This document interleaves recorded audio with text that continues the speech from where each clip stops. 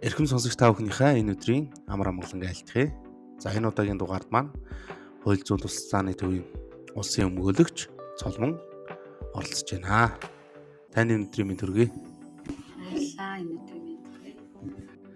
За өнөөдрийн ярих сэдэв маань болохоор өмгөөлөгчтэйгээ гэр бүлийн хүчирхийллийн талаар түүний ойлголт, за өмгөөллийн ямар тусалцаа үйлчилгээ үзүүлж байна. Энэ талаар ерөнхийдөө та товчхон мэдээлэл өгнө үү? Та бүхэндээ гэр бүлийн хүчирхийллийн талаар гэр бүлийн хүчирхийлэлд өртсөн хохирогчид эрх зүйн тусалцаа үзүүлэх талаар одоо товчхон мэдээллийг өгье.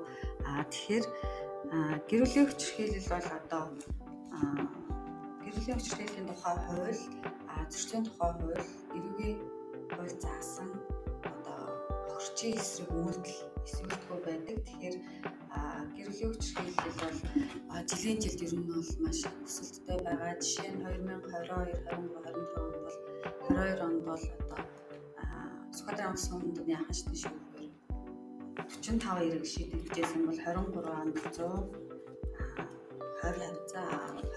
онд 131 болж одоо өссөн юм том мэдээлэл гарсан байдаг. Тэгэхээр тийм учраас энэ одоо хүчирхийллийн эсрэг хамтарсан баг болон сум нурааны одоо сум дүүргийн аймаг дүүргийн цагдаагийн газар засаг даргын хамгаалын газар тэгээд хууль зүйн тусалцааны төв бол одоо анхаарч ажиллах шаардлагатай гэсэн тийм чиглэл гарч байгаа. Тийм учраас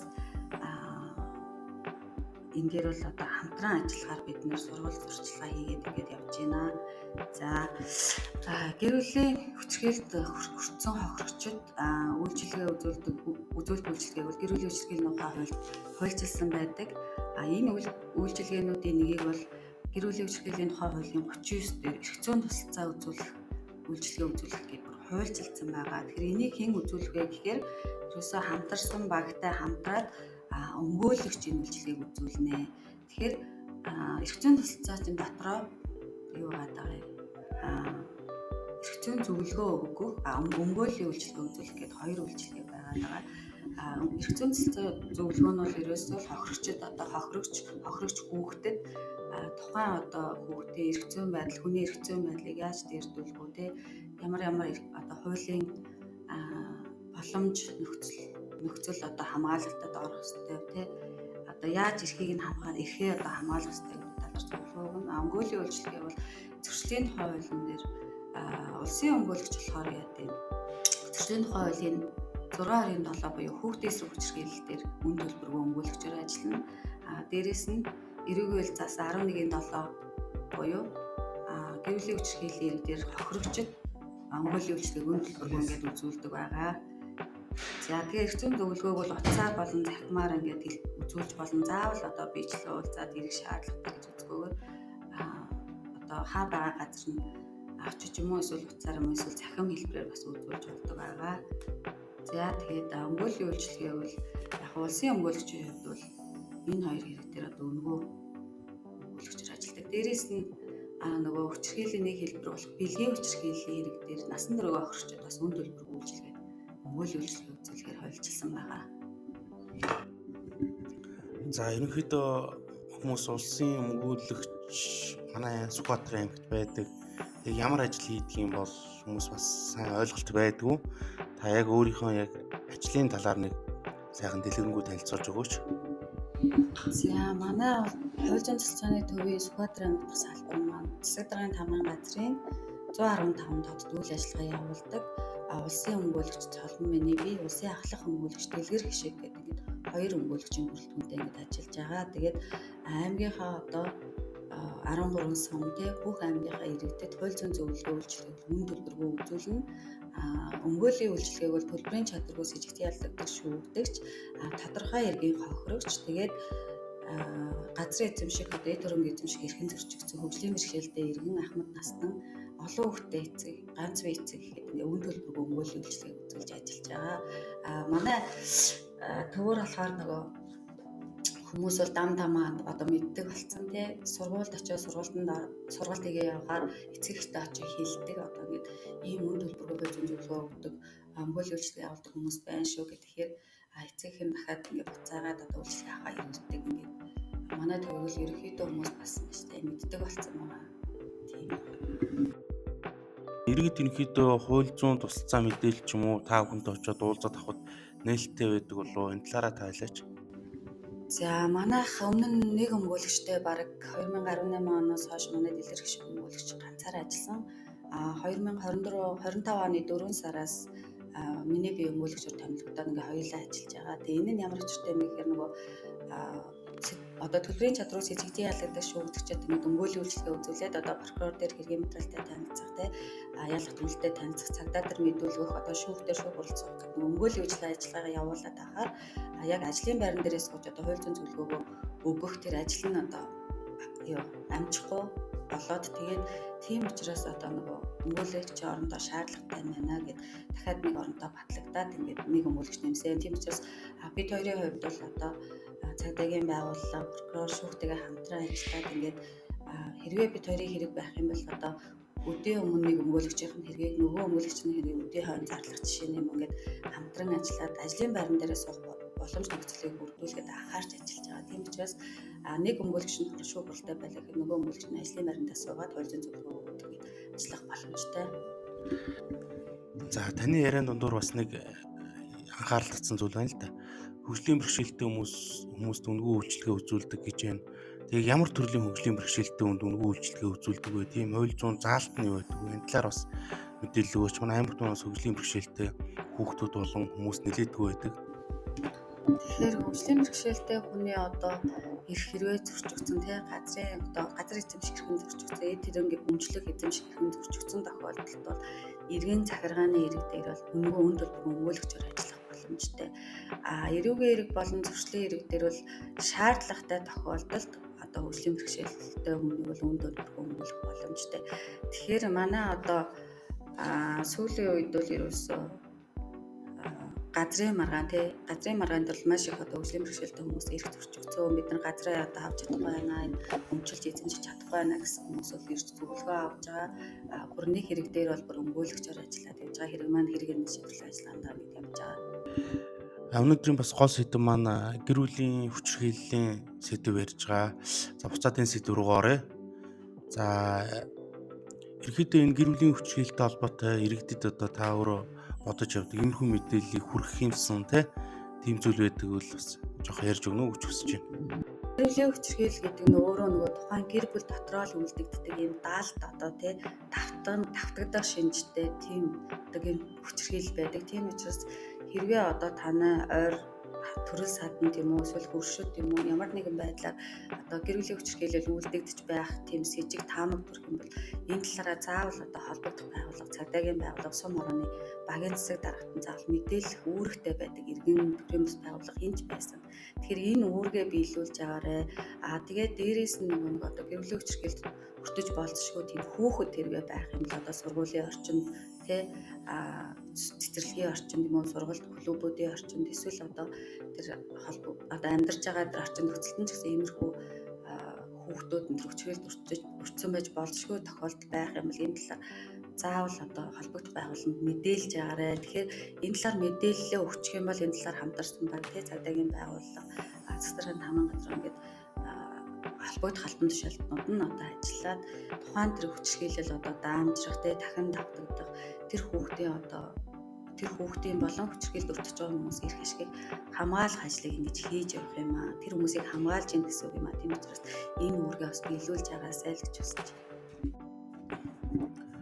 За гэр бүлийн хүчирхийлэл маань ерөнхийдөө эдийн засгийн, биелэхийн, сэтгэл санааны, бие махбодын гэсэн хүчирхийллийн дөрвөн төрөлтэй байдаг юм байна. Тэгэхээр энэ сэтгэл санааны хүчирхийлэл гэдгийг та нэг ерөнхийдөө задлаад яриад өгөөч. Яг ямар зүйлийг сэтгэл санааны хүчирхийлэл гэдэг юм бэ те? Шинэ одоо хүн иргэдүүл ойлгохдоо шинэ ганцхан агсан согтуу тавьсныг ч гэдэг юм уу те? Эсвэл хэл амаар доромжсныг ч юм уу одоо сэтгэл санааны хүчирхийлэл орлоо гэж цагдаагийн байгууллагад хандах нь их байдаг л да. Яг одоо хуулийн дээр нарийн зааснаар юу гэж байдаг бол энэ талаар та нэг дэлгэрэнгүй ярьж өгөөч. За гэр бүлийн хүчирхийллийн тухай хуулийн дээр сэтгэл санааны хүчирхийллийг бол хохирогч болон болох хүний хүсэл зоригийн эсрэг тодорхой үйлдэл хийхгүй байхыг халагдах, үл хайхрах, гүтгэх, мөрдөн мөшгөх, занал хийлэх, бусдтай харилцахыг хязгаарлах, гутаанд оромжлох болон бусад хэлбэрээр одоо үйлдэгддэг гэж тодорхойлсон байдаг. Тэгэхээр энэ сэтгэл санааны хүчирхийлэл дан ганц одоо нөгөө сэтгэлийн дарамт үүсгэхээс гадна одоо тухайн хүнийг ганцаардах, өөртөө итгэлгүй болгоход чиглэх, стресс, депресд оруулах, одоо амьдралд боддоор хандах тэр чадвараа алдах, бүр даамжрах юм бол одоо арх тамхинд орох, амиа хорлоход хүрэх чиглэсэн тэр одоо яг одоо ингээд биерүүн зодож зохиод одоо ингээд байхгүй ч гэсэндээ ингээд тэр хүнийг одоо төвчшгөө байдалд хүргэж байгаа тэр үйлдэлүүдийг хийлээд байгаа. Тэгэхээр зарим хүмүүс болохоор ерөөсөө тэгдэлээ би одоо чамайг зодож зохихгүй байгаа нь бараг ингээд чамд хүчрхийл үйлдэхгүй байгаа. Зодож зохих л зөвхөн хүчрхийл юм уу? Тийм ойлголттой байдаг. Гэтэл үгүй ээ. Тухайн гэр бүлд амьдарч байгаа хүмүүс амар амгалан тайван одоо өөрийнхөөрөө тэгж амьдрах эрхтэй. Гэтэл энэ эрхийг одоо яг зодож зохихгүй ч гэсэн зөрчөөд тэр хүнд одоо сэтгэлийн дарамт үүсгээд гэрээсээ хөөж туудаг ч юм уу тэр гэр бүлд адил тэгш амьдрна гэж одоо гэр бүл болсон мөртлөө миний гэр чиний гэргээд хөөж туугаас эхлээл одоо гэр бүлдээ танхаарах мөн одоо тохоо хүнийг ямар нэгэн байдлаар сэтгэл санааны дарамтанд оруулаад байгааг л одоо бүх үйлдэлийг л сэтгэл санааны хүчирхийлэл гэдэг аа. Тэгэхээр энийг бол хуулийн дээр нөгөө нэг тодорхой гутаанд оромжлох мөшгөө мөрдөх гэж зааснаас гадна бусад хэлбэрээр гээд тэр заасан. Бусад хэлбэр гэдэг чинь үг чи одоо ямар ч байдлаар одоо илэрч болно, үйлдэгдэж болно гэдгийг бас заасан байна. Бие махбодын хүчирхийлэл гэдэг дээр хүмүүс ганцхан нөгөө нэг зодод зохихыг л ойлгоод байдаг л та. Би өмнө нэг тохиолдол харж байсан л та. Би гэр бүлийн хүнээ түлхээд л одоо унгаас штэ тий. Түлхснийг та нар зодсон гэж болохгүй штэ. Энд чинь хитрхийн нэг талыг барьж байна. Зохид зодсон гэр бүлийн хүнээ зодсон гэж үзэж болохгүй. Би зохиогүй, гараа хатгаж зохиогүй, алгадаагүй. Би зүгээр л түлхсэн гэдэг юм яриад байдаг. Энэ одоо шинэ түлхэх гэдэг нь одоо бие махбодын хүчирхийлэл гэдэгт орох уу, орохгүй юу? Та энэ талаар нэг ярьж өгөөч. За зөвхөн түлхэх гэдэг бол одоо хүмүүс тэгэлдэлтэй түлхсэн штэ, шүргсэн штэ, алгацсан штэ гэдэг байхгүй. Тэгэхээр энэ болгон одоо нөгөө бие махбодод хүрж байгаа хүсээгүй байх нь одоо ямар нэгэн байдлаар хүчээр нөгөө хүрж байгаа тэр үйлдэл бол одоо бие махбодын хүчирхийлэл болно. Тэгэхээр алгадах, өшөглөх, цохих, түлхэх одоо боомлох, хөлдөөх ямар нэгэн байдлаар одоо биедэнд гэмтэл бэртэл учруулж байгаа тэр үйлдэл болгоныг бол одоо бие махбодын хүчирхийлэлд хамааруулж үздэг ээ. За одоо энэ гэр бүлийн хүчирхийллийн одоо ерөнхийдөө хүмүүс нэг сайн мэддэг болов гэж би боддог. Гэхдээ хуулийн дээр байдаг эдийн засгийн хүчирхийлэл гэж байгаад байдаг тий. Тэгээд энэ эдийн засгийн хүчирхийлэл гэдгийг та нэг дэлгэрүүлээд нэг манай сонсогчд нэг ойлгуулад өгөөч. За эдийн засгийн хүчирхийлэл бол одоогийн нийгэмд маш их үйлдэгдэж байгаа мөртлөө маш их одоо далд илэрдэггүй бусдад мэдээлдэггүй тийм хүчирхийлэл гэж би үздэг. Тэгэхээр энэ бол ерөөсөө нөгөө тухайн хохирогч маань хүчирхийлэлд өртөөд байгаагаа мэддэггүй, эдийн засгийн хүчирхийлэлд өртөөд байгаагаа мэддэггүй. Жишээ нь одоо гэр бүл боллоо гэхэд шууд л одоо нөхөр нь ажил төрлөгээл эхнэр нь зөвхөн одоо хүүхэд гадаад гэр орны ажлыг ингээд гэртээ суух ёстой юм шиг одоо тухайн хүний одоо хэдийгээр мэргэжилтэй байсан ч гэсэн ажил төрөл эрхлүүлдэггүй ажил төрөл эрхлэх, карьер хөөх тэр боломжийг одоо хаадаг өөрийнх нь хүсэл зориггүйгээр ингэж одоо ажил хөдөлмөрийг эрхлүүлэхгүй байгаа чинь хүртэл эдийн засгийн хүчирхийлэлд ороод байгаа. Дээрээс нь одоо нөгөө зөндөө эдийн засгийн хүчирхийлэлүүд байна л да. Жишээ нь одоо нөгөө ээжийнхээ аавынхаа тэтгэврийн мөнгийг одоо дураараа банкны зээлд тавьж гин. Үнэхээр тэр одоо эцэг хэн зөвшөөрж гин үгүй гэдэг чинь бас асуудалтай байгаад идэг. Дээрээс нь нөгөө гэрийнхээ эд зүйлийг ингээд эвдэх нуудад сайдах үедээ бас эвдэх, хэмхлэх эвдэж хэмхэж нэг эдийн засгийн хүчирхийлэл үлдчихээ дахиад дээрээс нь одоо тухайн одоо эд зүйлийг засуулах шинээр авахд мөн дахиад эдийн засгийн хүчирхийлэл яваад байгаа. Яагаад гэвэл энэ чинь өөрөө хэрвээ тэр зүйлийг эвдэж одоо хэмхлээгүй бол тэр зүйл байж гэнэ. Тэр зүйлийг засах шинээр мөнгийг одоо эдийн засгийг өөр зүйлд ингээд зарцуулах жишээ нь тийм өстэй байдал одоо ингээд давхар одоо хүчирхийлэл яваад байна. Дээрээс нь хоол хүнс ахуй хэрэглээний зүйлсээр гачигдуулах хүчирхийлэл бол эдийн засгийн хүчирхийлэлд ордог. Энэ бол яалтчгүй одоо эхнэр нөхөр болоод гэр бүлийн хуулиараа эхнэр нөхөр болоод тэгшэр хэдлээд явж байгаа бол тэр гэр бүлд одоо тижээнд төхөөрийг аль аль нь хүлээдэг. Тэгэхээр одоо үр хүүхдээ болон аль нэгийг одоо хүнс хоол ижилээр одоо гачигдуулах юм бол бас эдийн засгийн хүчирхийлэлээр ингээд шийдвэрлэгдэнэ. Дээрээс нь одоо нөгөө хүчирхийллийн субъект одоо хохирогчдол гэр бүлдээ амьдарч байгаа тусдаа амьдарч байгаа гэр бүлийн гишүүд дээрээс нь одоо гэрэлтэй цуцлуулсан тий хамаарлаггүй этгээдүүд гэж явдаг. Тэгэхээр гэрэлтэй цуцлуулсан хүмүүс ерөөсөө нөгөө хүүхдийн сургалтын төлбөр бусад зардлыг төлөхгүй байх. Одоо гэр бүлдээ амьдарч байгаа ч гэсэндээ энэ зардлыг төлөхгүй байгаа чинь хүртэл эдийн засгийн хүчирхийлэлд орно. Тэгэхээр ер нь бол тухайн айл гэр болж байгаа тэр санхүүтэй холбоотой тий асуудлаас болж нөгөө тухайн айлын амьдралын чанар доошлох, санхүүгийн хямралд орох, өөр зээлд орох, орон гэргүй болох, одоо өмнөөс шалтгаалаад гэр бүл салах хүртэл юм одоо хэмжээнд хүрж байгаамаа. Тэгэхээр хүмүүс үүргээ одоо хумсарлаад энэ төрлийн хүчирхийллээс бас үйлдэхээс болон хохирогч болохоос маш сайн сэргийлж авах хэрэгтэй. За хүчирхийллийн төрлүүд дотроос одоо бид тэр яриг өнөс сэдвүүллээ. Бэлгийн хүчирхийлгээд энэ талаар та нэг ярьж өгөөч. За бэлгийн хүчирхийлэл бол мөн л нууцтай дараагаар илэрдэггүй хүчирхийллийн нэг л дээ. Тэгэхээр бэлгийн халтшгүй байдал чи өөрөө эргүү үйл заасан эрх. Дээрээс нь төрлийн тухай хуульд байдаг бэлгийн дарамт те. Тэгэхээр энэ төрлийн зөрчилд бол яалтчгүй нөгөө эмэгтэй хүмүүс хохирч болох тохиолдол маш их байдаг. Эмэгтэй хүмүүс хүүхдүүд хохирч болох тохиолдлууд байна. Тэгэхээр энд ямар төрлийн одоо үйлдэл орох вэ гэх юм бол байнга бэлгийн харьцаанд орохыг шаардах тий хүсэхгүй байхад нь хүсээгүй байхад нь бэлгийн харьцаанд орох. Бэлгийн харьцааны үед одоо нөгөө хүч хэрэглэх тий хорчийг хүсээгүй байдлаар нөгөө дарамталж сүрдүүлж бэлгийн харьцаанд орох. Бусдын дэргэд одоо бэлгийн харьцаанд орох буюу бэлгийн харьцааны шинжтэй үйлдэл хийх тий хорчийн хүслийг одоо үл харгалзан хүч хэрэглэн одоо хорьцол үлдэх, хуурам мэхлэх, айлган сүрдүүлэх зэрэг юм үйлдэлүүдээр илэрч байгаа. Дээрээс нь нөгөө бэлгийн харьцаанд орохдоо нөгөө янз бүрийн одоо нөгөө ёс бус арга хэрэглэгч гэдэг юм уу тий. Эдгээр нөөрөө бэлгийн хүчирхийлэлд ордог юм аа. Тэгэхээр энд бол нөгөө бага насны хүүхэд өртөөд байгаа нь бол сүүлийн үед ер нь хууль шүүхийн байгууллагаар шийдвэрлэгдэж байгаа хэрэгүүд бол өсөж байгаа. Тэгэхээр энэ төрлийн хохирогч болохоос өршлөн сэргийлэх хэрэгтэй. Мөн эмэгтэй хүүхдийг энэ төрлийн хохирогч одоо болохоос өршлөн сэргийлэх ажлыг бас маш эрчимтэй сайн явуулах хэрэгтэй гэж үзэж байгаа. За энэ гэр бүлийн хүчирхийлэлд одоо хохирсон хүн ч гэдэг юм уу, холбогдсон хүн ч гэдэг юм уу, одоо ингээл төрөөс одоо үйлчлэг авахд ямар нэгэн өмнө төлбөр байдгүй те. Энэ талаар бас нэг дэлгэрэнгүй мэдээлэл өгөөч.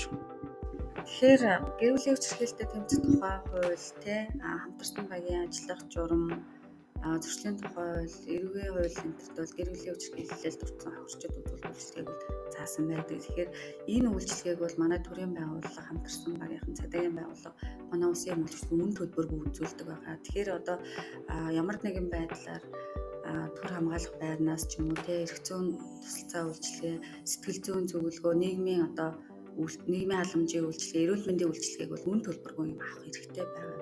Тэгэхээр тийм учраас одоо хэрвээ хүчирхийлэлд өртөж байж болзошгүй одоо хүмүүс байх юм бол заавал одоо холбогдох байгууллага нь мэдэгдээрээ энэ нь нөгөө одоо тухайн зөрчлийг таслан зогсоох те эрт илрүүлэх тухайн зөрчилд холбогдсон хүн болон хохирогчдод одоо авах арга хэмжээ тухайн цаг хугацаанд нь авахд шуурхаа авахд одоо маш тус нэмэр болох юм аа.